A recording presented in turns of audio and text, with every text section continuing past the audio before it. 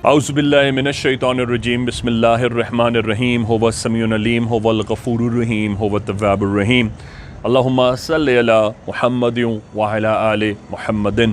दरबार इमामज़ादा अब्दुल्ला शाह लश्तर गाज़ी बाबा पाकिस्तान से अस्सलामु अलैकुम व रहमतुल्लाह व बरकात। ख़ारिश, सोराइसिस प्रिलिमिनरी हो, सरफेस एंटीजन से हो, स्किन का हो, फर्स्ट टिश्यू डिफ्रैगमेंटेशन हो, आपको किसी लेवल का भी स्किन सोराइसिस है, अगर वो शुरुआत है तो फिर तो ये इस अमल से बहुत आसानी से तय हो जाएगा। और अगर वो कॉम्प्लिकेटेड हो गया है, अगर उसका स्किन टेक्सचर फंगल हो गया है, फंगस हो गया है, तो फिर इससे आपको इनिशियल फ़ायदा होगा, लेकिन आपको प्रॉपर इलाज फिर भी दोबारा करना होगा।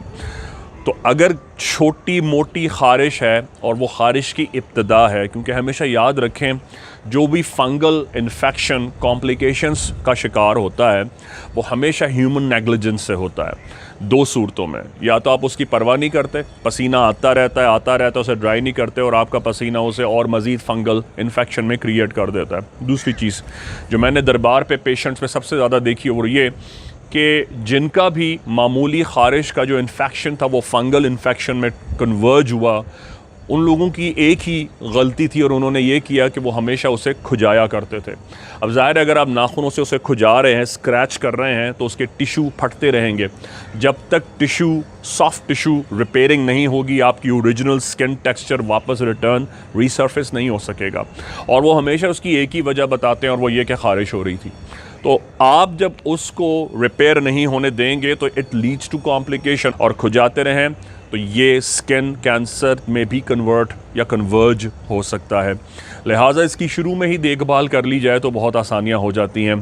दरबार इमामज़ादा से ये हदिया है आपके लिए, ताज़ा आलू लें, इसे काटें नहीं, अपने सामने एसिटिक एसिड या जिसे हम सिरका कहते हैं, विनेगर कहते हैं, वो ले लीजिए। दूसरी सूरत में आप एप्पल साइडर विनेगर यानी सेब का सिरका भी इस्तेमाल कर सकते हैं। अपने सामने ये दोनों चीज़ें एक प्याले में रखें, आलू को भी काटें नहीं, आपने आलू को धोना भी नहीं है, आलू को इसी फॉर्म में रखें जितना raw as much as possible हो। अब आपने छुरी लेनी है और आलू को स्प्लिट करना है और आपने कतले बनाने हैं आलू के जिस तरह प्याज के कतले बनाते हैं इस तरह गोल कतले बनाएंगे। ये गोल कतले आपने पिक करने हैं, इसको एप्पल साइडर विनेगर में भिगोना है और दुरूद शरीफ पढ़कर उस सरफेस पर रब करते रहना है जहां आपको ख़ारिश होती है। आप इसको 5 मिनट करें, 10 मिनट करें। जब एक आलू के पोटैटो का जो उसका जो मॉइस्चर होगा पोटैटो से नेचुरली सिक्रीट हो रहा होगा, जब वो ख़त्म हो जाए तो आप दूसरा काट लें, दूसरा कतला ले लें। अमूमन आधा आलू भी काफ़ी होता है, ये डिपेंड करता है कि आपका सरफेस एरिया स्किन का कितना बड़ा है।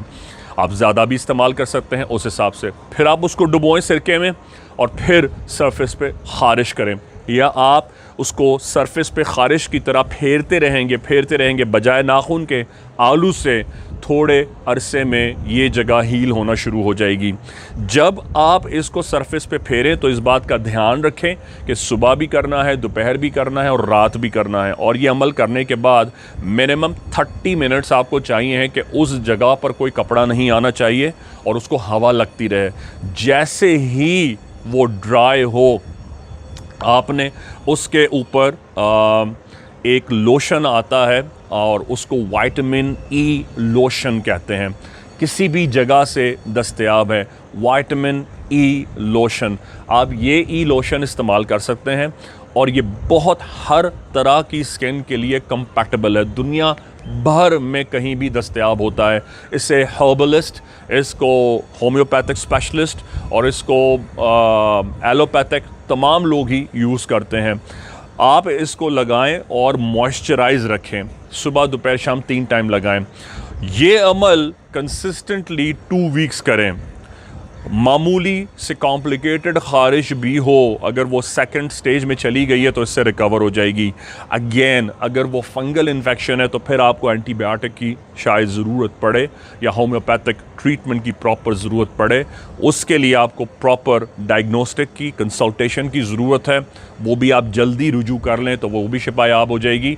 दरबार अब्दुल्ला शाह गाज़ी से फ़ी सबीलिल्लाह वो काम भी हाज़िर है, 22 साल से वो खिदमत है, मेडिकेशन प्रोग्नोसिस डायग्नोसिस के साथ फ़ी सबीलिल्लाह आप आ जाइए, आपका इलाज हो जाएगा। आप दुनिया के किसी शहर और में हैं, अपने सैयद के दरबार हाज़िरी कीजिए और डॉक्टर को दिखाइए, कंसल्ट कीजिए, ताकि किसी को भी आप कंसल्ट करें सैयदों की दुआ लेने से वो मर्ज़ शिफा में तब्दील हो जाएगा। बट मेक श्योर कि इलाज ज़रूर कीजिए। अल्लाहुम्मा सल्लि अला मुहम्मदिन व अला आले मुहम्मदिन इन्न शानिया का हुवल अब्तर बिहक़्क़ि गाज़ी या गाज़ी।